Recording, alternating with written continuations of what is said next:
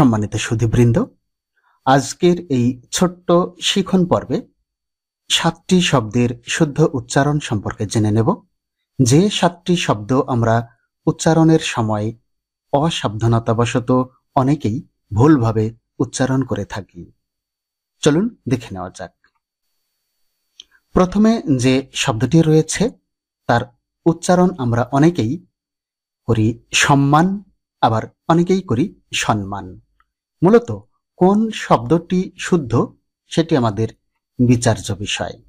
আমরা যদি উচ্চারণের সূত্রের দিকে খেয়াল করি তাহলে মফলা যুক্ত বর্ণের যে শব্দগুলো রয়েছে তার নিয়মে বলা হয়েছে গ, উ, ট, মূর্ধন্য ন, দন্তন্য ম এবং ল বর্ণের সাথে ম ফলা থাকলে ময়ের উচ্চারণ বজায় থাকে।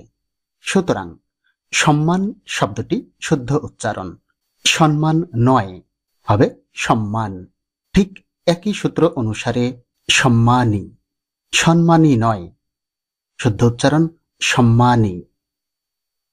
এরপরে রয়েছে এই শব্দটি আমরা অনেকেই উচ্চারণ করে থাকি গ্রন্থ, আবার কেউ উচ্চারণ করি গ্রন্থ।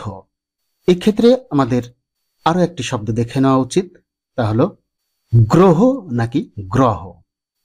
প্রথমে বলে রাখি, পদের আদ্য ব্যঞ্জন বর্ণের সাথে র ফলা সংযুক্ত থাকলে এবং সেই বর্ণটিতে অন্য স্বরবর্ণ যুক্ত না থাকলে তার উচ্চারণ ওকারান্ত হয়। সে কারণে প্রথম শব্দটির শুদ্ধ উচ্চারণ হবে গ্রন্থ, গ্রন্থ নয়, গ্রন্থ।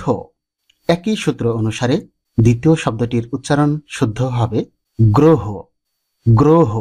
এরপরে যে শব্দটি এখানে রয়েছে আমরা অনেকেই উচ্চারণ করি সভ্যতা, কিন্তু এর শুদ্ধ উচ্চারণ হবে সভ্যতা, সভ্যতা নয়।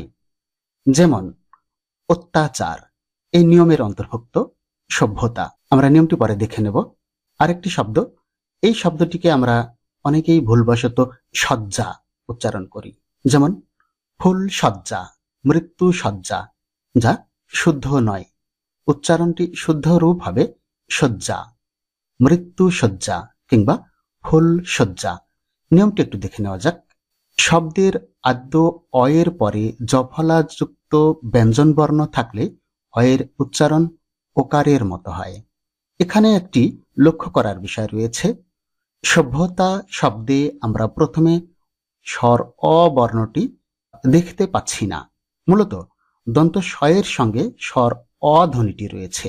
ঠিক একইভাবে তালব্য শয়ের সঙ্গেও স্বর অ ধ্বনিটি যুক্ত রয়েছে।